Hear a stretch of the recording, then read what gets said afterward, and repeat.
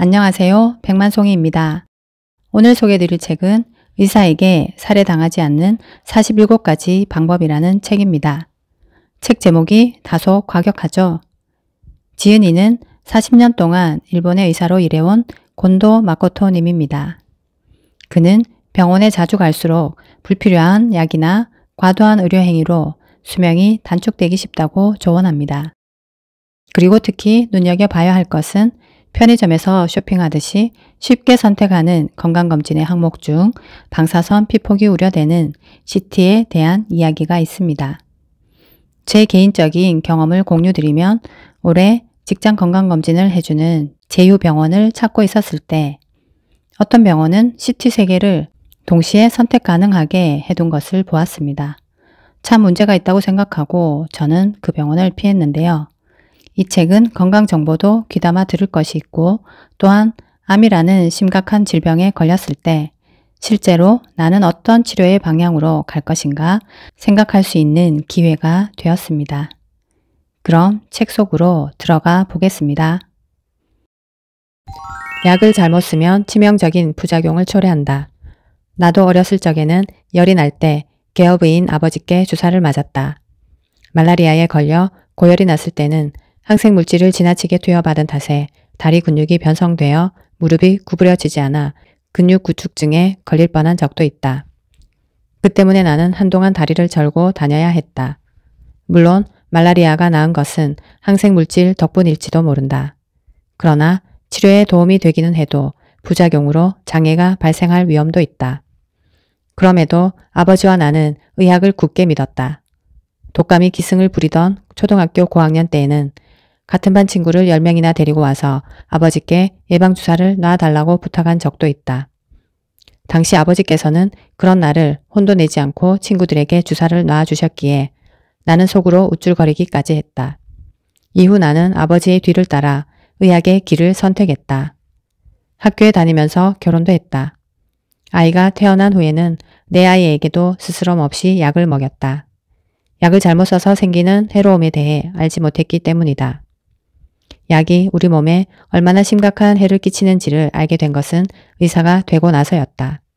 많은 아이들이 독감 백신이나 해열제의 부작용으로 인해 뇌에 장애가 생겨 하룻밤 사이에 치매 상태가 되거나 생명을 잃기도 한다. 독감 백신이나 해열제에는 병을 예방하거나 치료하는 힘이 없다. 이러한 사실을 알았을 때는 정말이지 등골이 오싹했다. 지금까지 내가 얼마나 위험한 일을 해왔는지 깨닫게 된 것이다. 이 같은 사례를 계기로 나는 의료의 좋은 부분만 취하고 위험은 피하는 방법을 찾아야겠다. 쓸데없이 고통스럽기만 한 치료나 비참한 죽음은 하나라도 줄이고 싶다라는 간절한 바람을 가지게 되었다. 잘려나가는 가슴을 구하라. 나는 게이오 대학교 의학부를 졸업한 후 방사선과에 들어가 방사선 치료를 전문으로 연구하고 학생들을 가르치면서 외래 환자를 진찰해 왔다. 이후 미국에서 유학을 하면서 일본의 암 치료 방식에 의문을 가지게 되었고 1988년에는 이런 생각을 정리해 유방암은 절제하지 않아도 된다.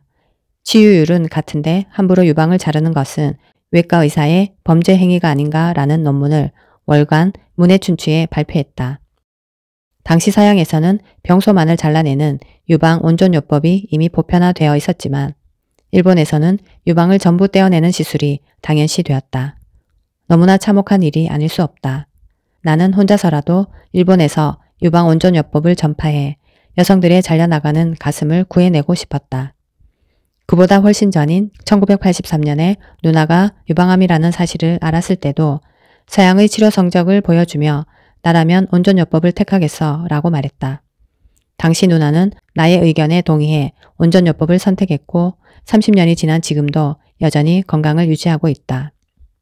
문해춘추에 실린 나의 논문은 반향을 불러일으켰고 이후 나를 찾아와 온전요법을 선택하는 환자가 폭발적으로 늘어났다.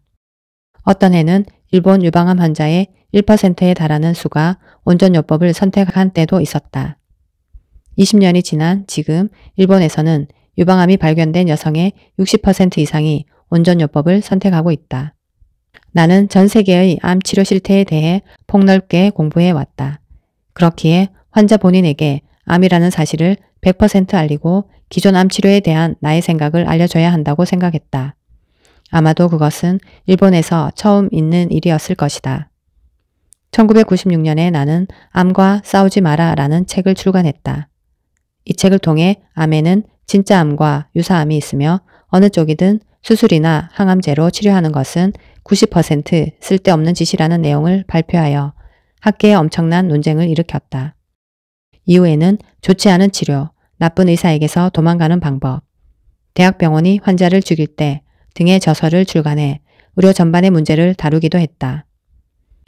암과 쓸데없이 싸우지 마라. 2012년은 그 어떤 해보다 내게 특별한 해였다.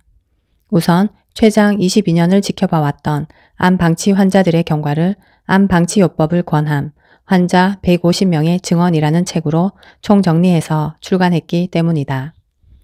암과 싸우지 마라의 유사암 이론을 실제로 증명하게 되어 어깨의 짐을 내려놓은 것만 같았다. 대학병원에서 외래 환자를 진료하면서 암 치료를 하지 않는 어떤 의미에서는 기적이라 할 수 있는 일을 지금까지 계속해 올 수 있었던 것은 게이오 대학교의 자유와 독립지존 정신덕택이라고 생각한다. 정말 감사한 일이 아닐 수 없다. 게다가 전혀 생각지도 못했는데 제60회 기쿠치 간상도 수상했다. 1988년 문해춘추에 유방암은 절제하지 않아도 된다는 글을 기고했을 때 나는 이것은 일본 의학계를 향한 선전포고이다. 이제 출세는 꿈도 꿀 수 없고 병원에서도 따돌림을 당할 것이다. 하지만 단 한 사람이라도 알아준다면 그것으로 충분하다는 생각으로 결의를 굳히고 혼자서 싸워왔다. 그런데 이런 나를 뒤에서 지켜본 이들이 있었던 것이다. 그런 의미에서 기쿠치 간상을 받게 되어 진심으로 기쁘다. 이 책은 쓸데없이 고통스럽기만 한 치료 방식이나 의료에 의한 비참한 죽음에서 벗어날 수 있는 방법을 설명했다. 예를 들어 최근에 예방의학이 인기를 끌고 있는데 그것은 사실 환자를 불러 모으는 의학에 지나지 않는다. 속된 말로 의사의 봉이 되지 않도록 주의해야 한다.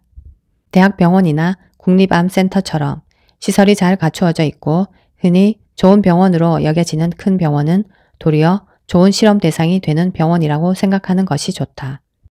암으로 고통스러워 하다가 죽는 것은 암 때문이 아니라 암 치료 때문이다. 하지만 의사는 무조건 암 때문이라고 말한다. 바로 그 점에 속지 말아야 한다. 기본적으로 자각 증상이 없고 식사도 맛있게 할 수 있다면 의사에게 어디가 좋지 않다라는 말을 듣거나 암이 발견되어도 신경 쓰지 않아도 된다. 이때 서둘러 치료를 하게 되면 그만큼 수명이 단축된다. 지금은 의학 정보를 찾아보려고 노력하기만 하면 책이나 인터넷 등을 통해 얼마든지 정보를 손에 넣을 수 있다. 내가 하고 싶은 말은 지금까지 병에 대해서 의사만을 믿고 따랐다면 생각을 전환해 의사를 의심하고 스스로 병에 관해 찾아보고 생각하는 습관을 들이도록 하자는 것이다. 한마디로 의사에게 살해당하지 않는 방법을 습득해 자신의 것으로 만들어 무의미한 죽음에서 자신을 지킬 수 있도록 해야 한다. 나의 생명, 나의 몸, 나의 인생은 하나뿐이니까 말이다. 의사의 친절에 가려진 불편한 진실.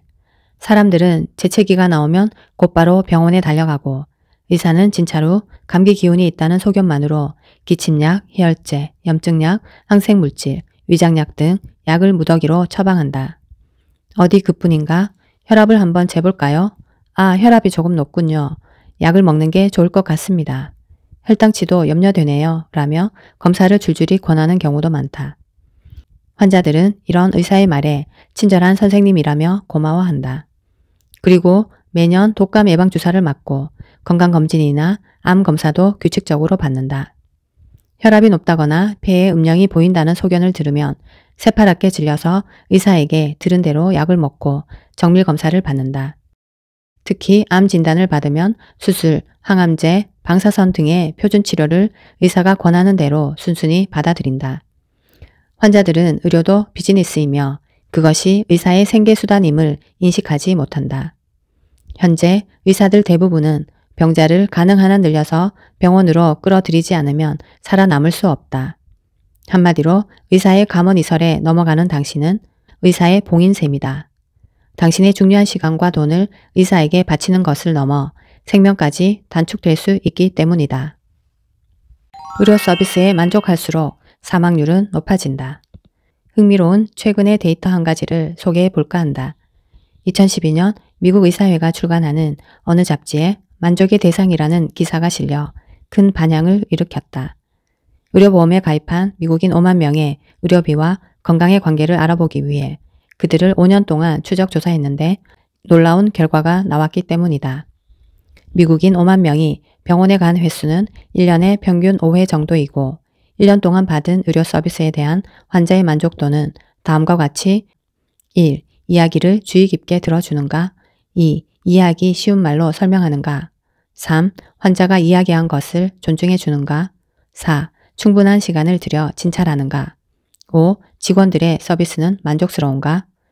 당연한 말이지만 친절한 병원이나 의사에게 정성스러운 의료 서비스를 받고 있는 사람일수록 만족도는 높다. 위 설문조사 결과를 4등급으로 나눴더니 만족도가 가장 높은 그룹은 가장 낮은 그룹보다 입원 일수가 9%가 많았고 의료나 약에 소비하는 돈도 9%가 많았다. 의료 서비스에 만족하는 사람의 경우 유비무환의 마음으로 몸에 어떤 이상이 있으면 곧장 의사에게 진찰을 받고 좋은 약을 먹거나 빨리 입원하는 성향이 있다. 그런데 4 내지 5년 동안 전체 조사 대상자를 추적 조사한 결과 만족도가 가장 높은 그룹은 만족도가 가장 낮은 그룹에 비해 사망률이 26%나 높았다. 병원이나 약에 많은 돈을 쓰고 입원 기간이 길수록 수명이 단축되다니 놀라운 일이 아닐 수 없다. 아마 미국 의사회는 이런 결과를 세상에 밝히고 싶지 않았을 것이다. 의사의 말을 절대적으로 믿어서는 안 된다. 40년 동안 의사로서 일을 해온 내가 무엇보다 자신 있게 말할 수 있는 것은 병원에 자주 갈수록 약이나 의료 행위로 수명이 단축되기 쉽다는 사실이다. 의사를 찾아가면 갈수록 검사를 자주 하게 되고 그 결과 이상이 발견되어 약을 먹거나 수술을 하게 된다. 암이 발견되면 수술, 항암제, 방사선이 표준치료 방식이라는 말로 다짜고짜 소중한 위나 자궁을 잘라내거나 죽을 만큼 고통스러운 항암제 치료를 하게 된다.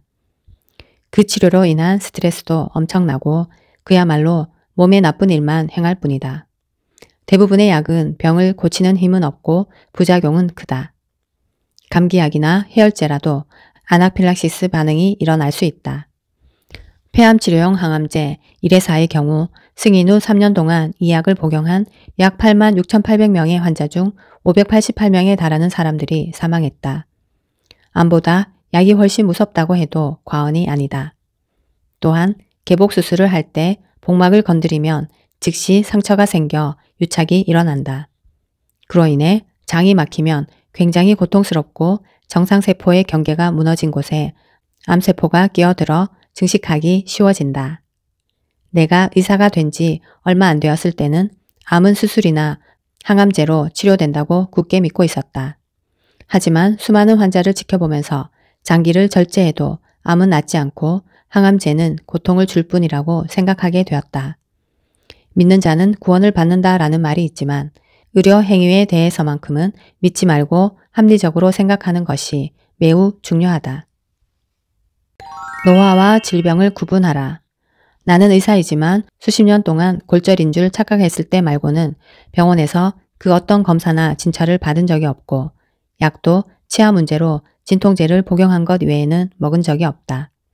집에 혈압계도 없어서 내 혈압이 얼마인지도 모른다.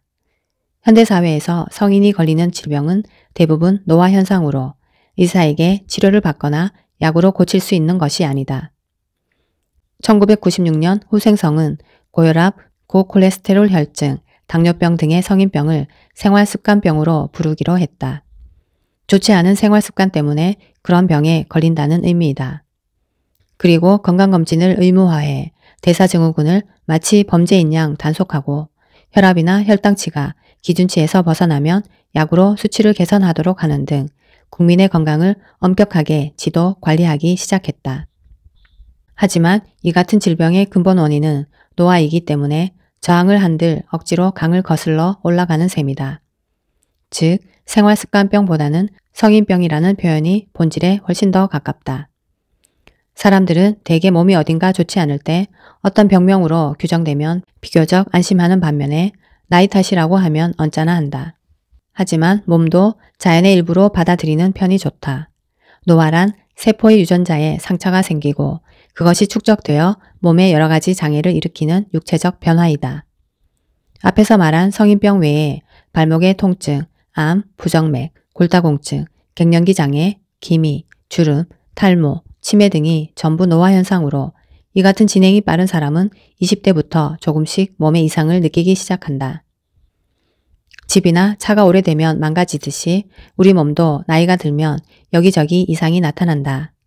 하지만 집과 차는 수리할 수 있어도 인간의 몸은 새롭게 고치거나 부품을 교환하는 것이 거의 불가능하다.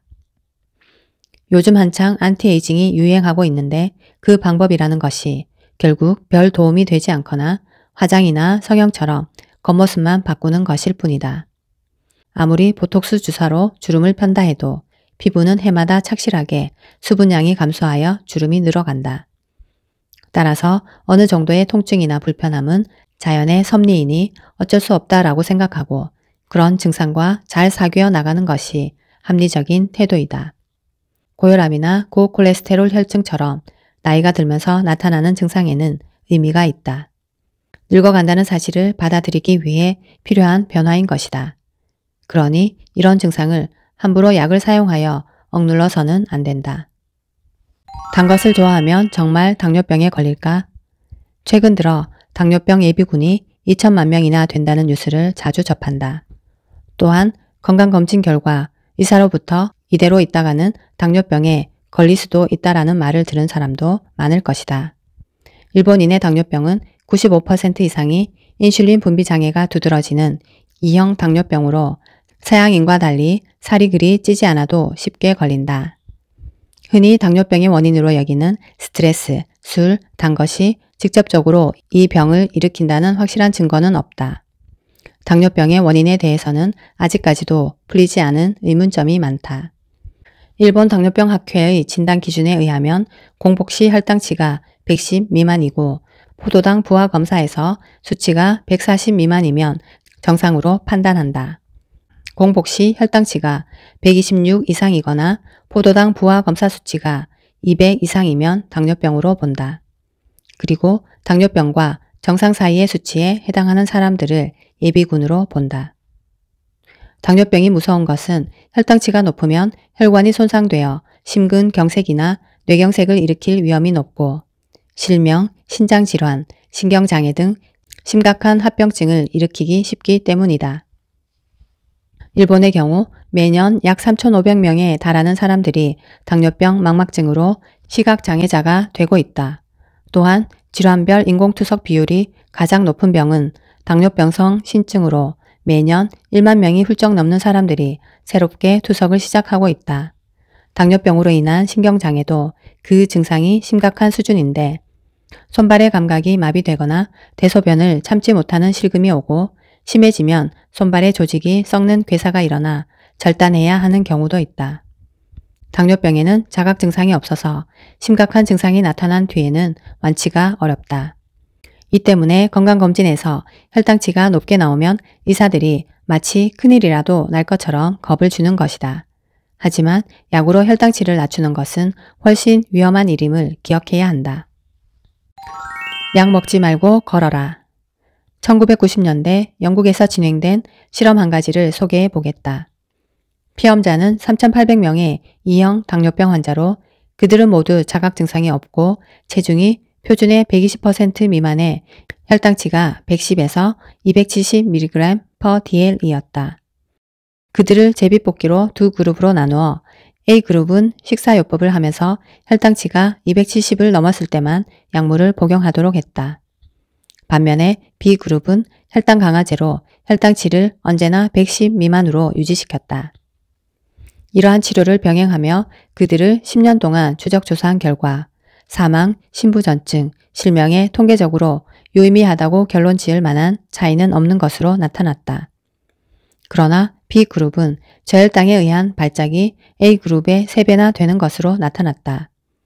혈당 강화제는 합병증 예방이나 환자들의 수명을 연장하는 데는 아무런 효과가 없고 부작용만 커서 과민 증상, 설사, 두통, 기울림, 권태감, 체온 저하, 졸림, 부종, 시력장애, 장폐색, 간 기능 장애 등을 일으키기 쉽다. 약으로 혈당을 관리하는 경우 항상 몸이 나른하거나 초조하고 분노 조절이 잘 안 된다. 약을 사용하는 경우 특히 다리가 휘청거리거나 치매 증상 등이 나타난다면 약의 부작용을 의심해 봐야 한다. 당뇨병은 무서운 병이기는 하지만 당뇨병 예비군 2천만 명은 지나치게 과장된 수치이다. 일본 당뇨병 학회는 1990년에 진단 기준인 공복시 혈당치를 140에서 126으로 변경했다. 특별한 근거도 없이 세계보건기구의 기준치가 바뀌었다고 이를 따라 기준을 엄격히 하여 당뇨병 환자를 급격하게 증가시키고 있는 것이다. 당뇨병에 관한 운동치료 데이터에 의하면 걷기, 자전거, 수영, 스트레칭 등의 유산소 운동이 혈당치를 떨어뜨리는데 매우 효과적인 것으로 나타났다. 몸을 녹슬지 않게 하기 위해서도 적절한 운동은 반드시 필요하다. 혈당치가 높은 편이라는 말을 들었다면 일단 부지런히 걷기부터 시작해보자. 암 검진을 그만둔 마을에서 암 사망률이 격감한 이유. 다수의 건강한 사람들을 모아서 제비뽑기로 검진과 방치 등의 그룹으로 나누어 추적조사 및 연구하는 방법을 제비뽑기 실험이라고 한다. 그것은 학계에서 신뢰도 높은 방법으로 알려져 있다. 서양의 경우 폐암, 대장암, 유방암의 제비뽑기 실험이 여러 차례 행해진 바 있는데 검진을 해도 검진을 하지 않아도 사망률은 같다라는 결과가 나왔다. 폐암의 경우 미국 메이오 클리닉에서는 심한 흡연자 9,000명을 11년 동안 그리고 구 체코슬로바키아에서는 흡연 남성 630명을 3년 동안 제비뽑기 실험으로 추적 조사했는데 양쪽 모두 방치 그룹이 아닌 검진 그룹의 사망자 수가 더 많았다. 일본에서는 1989년에 나가노현의 야스오카 마을이 암 검진을 그만두었는데 이후 그 지역에서 암으로 인한 사망자 수가 눈에 띄게 줄어들었다. 위암 등의 집단 검진을 그만두자 그 전에 6년 동안 주민 사망자 수의 6%였던 위암 사망률이 1989년부터 6년 동안은 2.2%로 뚝 떨어졌다. 이러한 결과로 추측할 수 있는 것은 검진을 받으면 불필요한 치료를 받고 수술 후유증이나 항암제 부작용, 정신적인 스트레스 등으로 빨리 죽는 사람이 많아진다는 점이다. 암이 발견되었지만 조기여서 수술로 깨끗이 잘라냈다. 덕분에 5년이 지난 지금도 재발하지 않고 건강하게 잘 지내고 있다.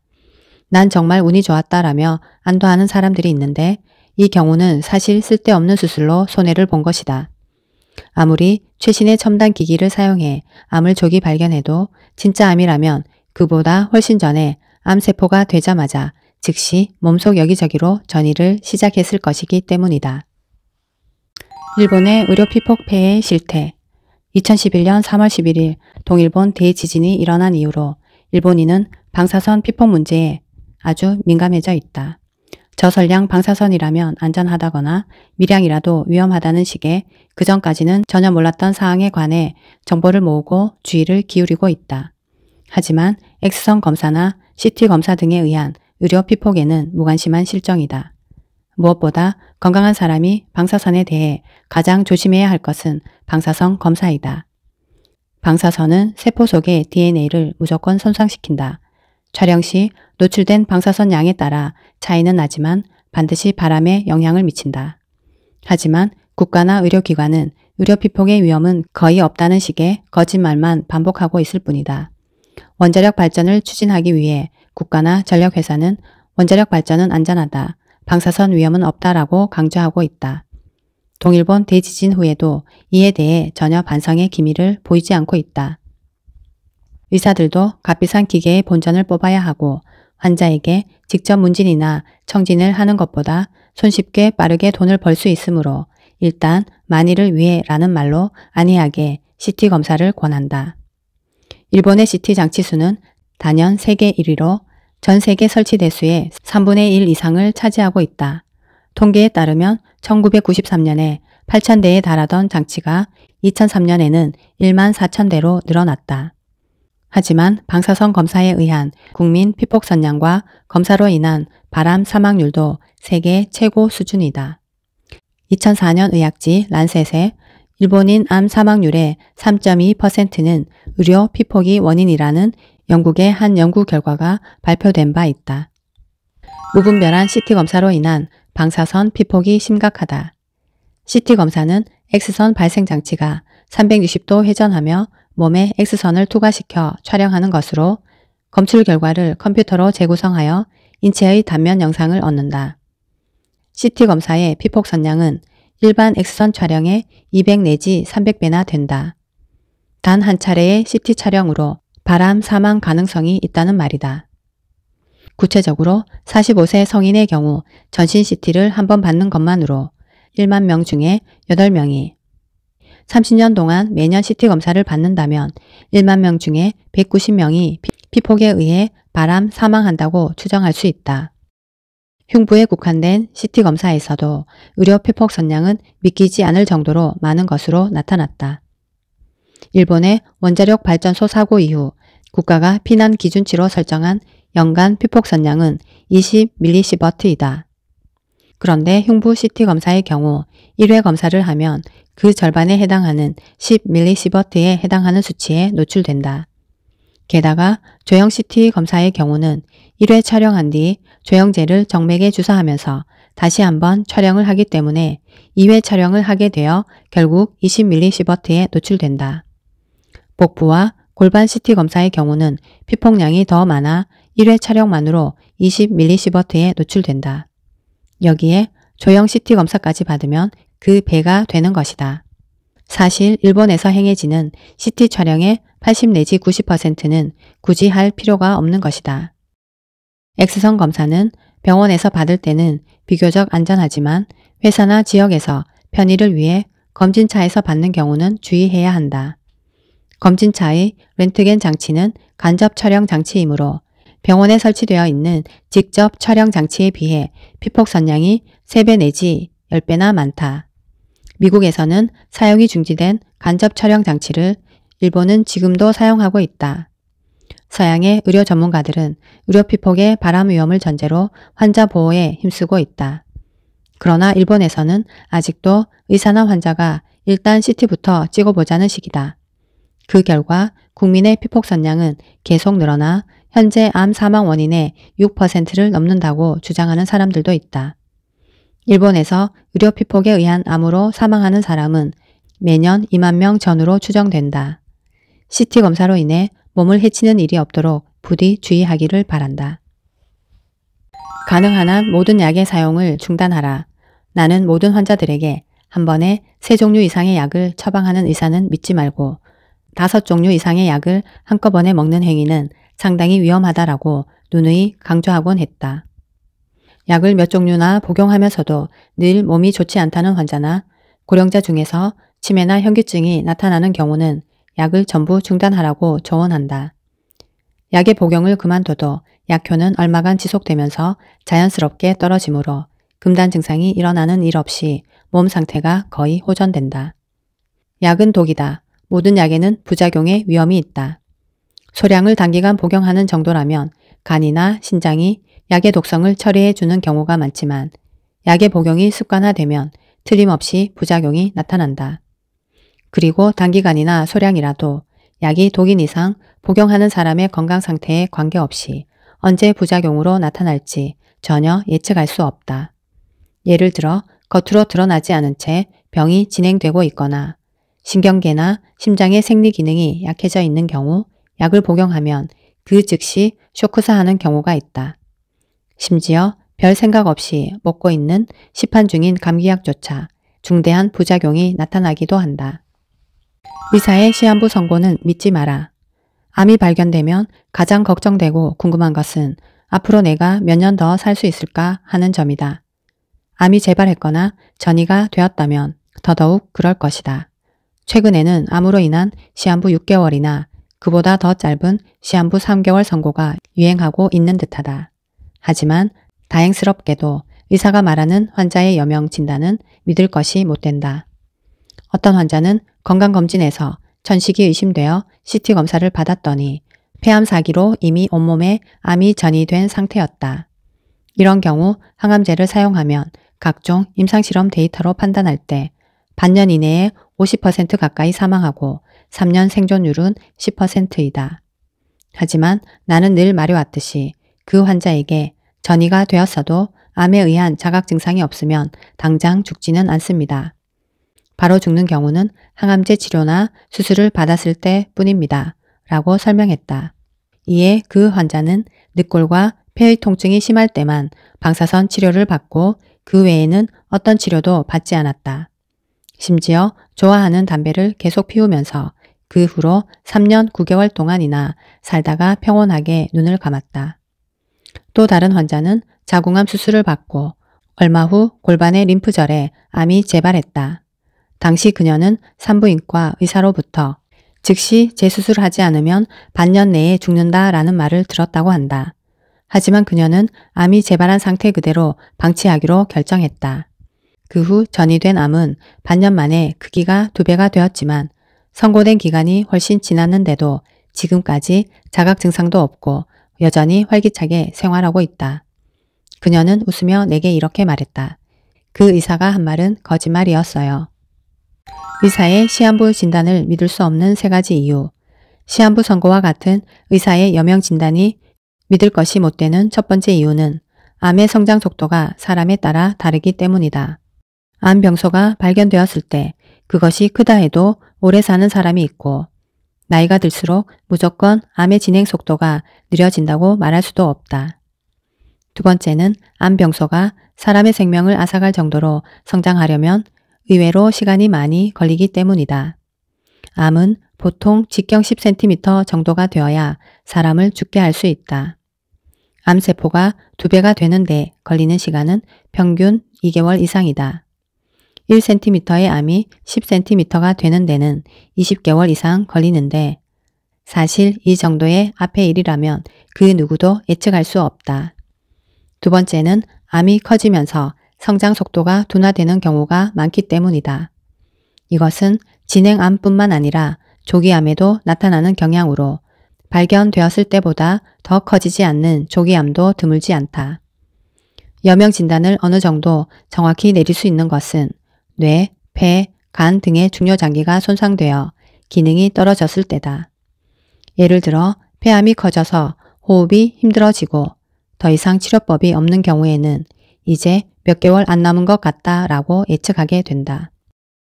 그러나 중요장기에 전이가 발견되어도 자각 증상이나 기능 부전이 없으면 그보다 훨씬 오래 살 수 있다. 이때도 항암제 치료를 하게 되면 바로 사망하는 경우가 있다. 즉 시한부 몇 개월이라고 예상할 수 있는 것은 체력이 암을 당해내지 못해서 운신을 못하거나 더 이상 일어나지 못하는 경우이다. 병원에 2발로 멀쩡하게 걸어서 왔는데도 몇 개월 안 남았다라고 시한부 선고를 내리는 의사에게는 자신의 목숨을 맡겨서는 안 된다. 더욱이 항암제 치료를 받지 않으면 3개월밖에 못 살고 항암제 치료를 받으면 1년은 살 수 있다라는 식으로 치료까지 권하는 의사라면 당장 뒤도 돌아보지 말고 도망쳐 나오길 바란다. 모르핀으로 치료해도 중독되지 않는다. 통증에 대한 공포는 죽음의 공포만큼이나 엄청나다. 하지만 통증을 잘 조절할 수 있다는 사실을 알면 죽음도 평온하게 준비할 수 있을 것이다. 죽음 직전에 격심한 통증을 일으키는 대표적인 경우는 뼈로 암이 전이되었을 때이다. 전이한 암이 증식해 암덩어리가 커지면 골막이 내부에서 팽창된다. 이때 어떤 화학적 물질이 나와서 그런 것인지 아니면 단순히 골막이 늘어나서인지는 확실히 알 수 없으나 그로 인한 통증은 환자들에게 크나큰 고통을 안겨준다. 그러나 그런 통증을 겁낼 필요는 없다. 현재 통증을 없애는 방법이 제대로 확립되어 있기 때문이다. 첫 번째 방법은 진정제를 사용하는 것이다. 우선 비마취 계열의 진정제를 복용한다.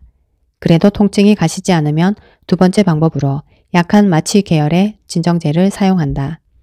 그것으로도 안 된다면 세 번째 방법으로 모르핀을 복용하거나 이를 좌약의 형태로 투여한다. 여기서 기억할 점은 모르핀은 제대로 사용하면 중독되거나 죽음을 앞당길 염려가 없다는 점이다. 중독이나 의존증이 될 위험이 있는 것은 매번 모르핀을 주사하는 방식으로 사용하는 경우이다. 주사로 모르핀을 투여하면 혈중 농도가 급상승했을 때 뇌가 반응해 기분이 좋아진다. 이 때문에 모르핀 투여를 그만둘 수가 없게 되는 것이다. 1, 2차 세계대전 때는 부상당한 병사들에게 모르핀 주사를 대량으로 사용했는데 그로 인해 전쟁이 끝난 후에도 모르핀 의존증으로 오랫동안 고통스러워하는 사람들이 많았다. 이 같은 영향 때문인지 텔레비전 드라마 같은 데서는 아직까지도 의사가 환자에게 모르핀 중독이 될지도 모른다. 더 빨리 죽을 수도 있다라고 말하는 장면이 나오곤 한다. 하지만 약을 복용하는 방식이나 좌약 또는 수액 주입의 방식이라면 모르핀의 혈중 농도는 조금씩 올라가다 어느 선에서 멈추기 때문에 중독될 염려가 없다. 이런 방식으로 통증이 가시면 체력이나 기력도 회복되어 좀 더 오래 살 수 있다. 단 모르핀은 안전해졌다고는 해도 가끔 변비나 구토 증상 같은 부작용을 일으키기도 한다. 이런 경우는 부작용을 완화시키는 약을 같이 사용해야 하며 매일 여러 차례 정해진 시간에 모르핀을 사용해야 하는 번거로움이 있다. 또한 모르핀 사용의 경우 경제적인 부담이 만만치 않긴 하다. 통증도 없애주고 가격도 저렴한 방사선 조사. 골 전이로 통증이 나타나는 부위가 한 군데인 경우는 방사선 조사로 통증을 극적으로 완화시킬 수 있다. 이때 방사선은 몸의 일부에만 조사하므로 부작용도 적다. 항암제를 계속 사용하면 암이 진행되면서 뼈가 녹거나 부러지는 경우가 있으며 약제가 온몸에 퍼져 있기 때문에 장기들이 손상되어 심각한 부작용이 나타난다. 물론 전이된 곳이 여러 군데라면 방사선으로 일일이 조사할 수 없지만 골 전이로 인한 통증 치료에 방사선 치료만큼 효과적인 것은 없다. 방사선 조사 요금도 10회 조사에 14만엔 정도로 본인 부담분은 그 금액의 30% 정도이다. 방사선 조사로 통증이 완전히 사라진 사람은 모르핀에서 해방되고 통증이 경감한 사람은 모르핀의 양을 줄일 수 있으므로 방사선 조사 치료는 시험해볼 가치가 충분하다고 생각된다. 암 방치요법은 암에 대한 최선책. 나는 지난 30년 동안 어떻게 해야 암 환자가 가장 고통스럽지 않고 오래 살 수 있을 것인가 라는 관점에서 이치에 합당하면서도 환자에게 무리가 되지 않는 진찰 방침을 생각해 왔다. 그리고 마침내 암 방치요법이라는 결론에 도달했다. 유사암이라면 전이를 걱정할 필요가 없고 진짜 암이라면 치료를 하든지 안 하든지 사망률이나 남은 수명에 차이가 없다. 그렇다면 암으로 인한 통증이나 기능장애가 나타났을 때 진통치료 및 방사선 치료, 경우에 따라서 외과 수술을 하면 된다. 나는 암 방치요법이 세상에서 가장 새로운 치료법이자 개념일 뿐만 아니라 최선의 대처법이라고 확신한다. 옛날에는 집에서 자연스럽게 죽는 경우가 많았는데 아마도 이런 자연사는 대부분 암이 원인이었을 것이다. 당시에 그들을 진단할 수 있었다면 추측하건대 남녀 모두 위암이 많았을 것이고 여성이라면 위암에 이어 자궁암이 많았을 것이다. 위암과 자궁암은 치료하지 않고 방치하면 마지막까지 통증도 잘 느끼지 않고 편안한 죽음을 맞게 된다. 또한 집에서 나무가 말라가듯 죽어간 노인들의 노쇠사도 대부분 암이 원인이었을 것이라고 생각된다. 의학이 발달하면서 자연사나 노쇠사는 주변에서 보기 힘들어졌고 자연히 잊혀졌다. 반면에 치료를 받다가 비참하게 죽음을 맞이한 암 환자들 이야기는 시도 때도 없이 들린다. 그러니 현대인이 그토록 암과 죽음을 두려워하게 된 것도 무리는 아닐 것이다. 암을 방치하면 편안한 죽음을 맞을 수 있다. 건강검진 등으로 암을 억지로 찾아내지 말고 만약 발견되더라도 치료하지 않으면 오히려 오래 살 수 있다. 현대인이 성인이 되고 나서 걸리는 다른 병도 대부분 그렇게 방치하면 마찬가지로 더 오래 살고 편안한 죽음을 맞을 수 있다고 본다. 일단 자신의 생명에 대해서는 스스로 생각해서 결정한다라고 마음먹으면 이후 어떤 판단을 내릴 것인가 하는 방법적인 부분은 무궁무진하다. 암 방치라는 키워드로 인터넷 검색만 해봐도 수십만 건이나 되는 자료를 찾을 수 있다. 더 나은 인생을 위해 스스로 자기 삶을 개척하자. 유방 촬영술로 발견된 암은 대부분 유사합니다. 당신을 위해, 소중한 사람을 위해 암 검진을 받으세요. 유방암은 치료되는 암입니다. 그러기 위해서는 조기 발견과 조기 치료가 필요합니다. 예방접종을 받으면 자궁경부암 70%는 예방할 수 있습니다. 나머지 30%는 검진으로 조기 발견하세요. 요즘에는 이처럼 여성들에게 전혀 도움이 되지 않는 검진이나 예방접종을 권장하는 광고가 넘쳐나고 있다. 그 중에서도 눈에 띄는 것이 바로 1990년대부터 전 세계로 확산되고 있는 핑크리본 운동이다. 이 운동은 미국의 한 여성 잡지사와 화장품 회사가 유방암에 대한 경각심을 높여 여성들의 유방암으로 인한 고통과 희생을 줄여보자는 목적으로 시작한 계몽운동이다. 일본에서는 10월을 유방암의 달로 정하고 있는데 10월 1일 핑크리본의 날에 일본 각지에 대규모 행사를 열고 도쿄도 청사, 도쿄타워, 레인보우 브릿지, 나고야성, 아카시 해협대교 등 전국의 여러 명소를 핑크빛으로 장식하며 핑크리본 운동 홍보에 아주 적극적이다. 핑크리본 운동을 추진하는 곳은 정부, 지방자치단체, 의료, 제약업계뿐만 아니라 협찬기업, 은행, 화장품회사, 속옷회사, 생명보험회사 등 일본 내에서 손꼽히는 대기업들이다. 그러나 이 거창한 계몽운동을 비웃기라도 하듯 최근 10년 동안 유방암 발병률은 급증하고 있다. 유방암 촬영술의 대규모 제비뽑기 실험에서도 역시 검진과 사망률은 전혀 관계가 없었다. 또한 5만 명을 대상으로 실시한 캐나다의 한 연구조사에서는 오히려 총 사망률은 검진 그룹이 좀 더 많다라는 결과가 나왔다. 나는 여성의 유관뇌에 머물러 있는 암이 축소되거나 소실된 경우를 많이 봐왔다. 나의 진료 경험으로 도달한 결론은 흔히 유관 상피내암으로 진단받는 병변은 암이 아니라 여성 호르몬에 대한 반응이 어떤 사람에게 강하게 나타난 유선증이라는 것이다. 유방 촬영술을 통해서만 발견할 수 있는 암은 99% 이상이 유사암이다. 그러나 이런 경우라도 대부분의 병원에서는 수술로 유방을 절제할 확률이 높다. 수술을 받더라도 수명이 늘어나거나 치료를 받지 않는다고 해도 수명이 줄어드는 것은 아니므로 나는 환자들에게 언제나 유방암 검진의 결과는 전부 잊어버리세요 라고 말한다. 그러나 이 같은 나의 제안은 의학계에서 좀처럼 확산되지 않을 것이다. 그로 인해 곤란해지는 사람들이 아주 많을 것이기 때문이다.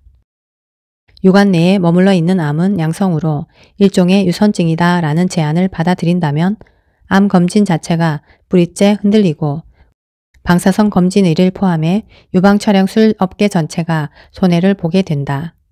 암보험 관련 보험회사나 치료를 위해 수술을 하는 외과 의사들도 곤란해지기는 마찬가지이다. 유방이 절제된 환자의 유방 재건술을 하는 성형외과 의사들도 손해를 본다. 또한 유관 상피내암을 나의 제안과 같이 양성으로 구분해버리면 병리 진단 체계의 일관성도 무너져 여러 가지 의료 문제가 연쇄적으로 발생할 것이다. 이런 점들 때문에 현재 많은 의료 전문가들이 나의 제안을 강경하게 반대하고 있는 것이다. 따라서 양성임에도 유방이 절제되는 위험을 피하려면 자발적으로 유방 촬영술 검사를 멀리하는 수밖에 없다. 최고의 건강법은 일찍 자고 일찍 일어나는 것이다. 무조건 건강해지는 생활 습관을 한 가지 추천하라고 한다면 나는 두말할 것도 없이 일찍 자고 일찍 일어나기를 꼽을 것이다. 그것도 밖이 어두워지면 잠자리에 들고 동트기 전에 일어나는 것이 가장 효과적이다. 이는 인류가 수백만 년 동안이나 반복해온 기본 리듬으로 우리 몸에 가장 무리가 없기 때문이다. 나는 오래전부터 항상 새벽 4시 전에 일어나 5시대에 출근해서 6시부터 의학 논문을 읽거나 집필을 하고 있다. 그 시간대는 세상이 쥐 죽은 듯이 고요하고 정신은 맑디 맑아 연구가 가장 잘 진척되기 때문이다. 인간의 뇌는 수면 중에 기억을 선별해 쓸데없는 정보는 지우고 필요한 정보는 우선순위에 따라 정렬한다. 따라서 잠에서 막 깨어난 머릿속은 방금 청소를 끝낸 방처럼 깔끔하게 정돈되어 있다. 그날의 최고 상태인 몸과 뇌를 만원 전철에서 소모하거나 아침의 잠으로 생각 없이 보내는 것은 너무나 아까운 일이다.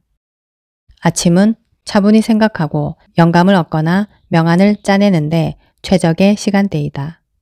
사고방식도 적극적이므로 중요한 판단은 아침에 하는 습관을 들이면 인생 자체가 발전적이 된다. 아침에 일찍 일어나는 생활을 계속하면 뇌를 효과적으로 사용하는 쾌감에 눈을 뜨게 되고 결과적으로 시간을 허비하지 않게 된다. 시간에 여유가 생겨 마음도 여유로워진다. 시청해 주셔서 감사합니다.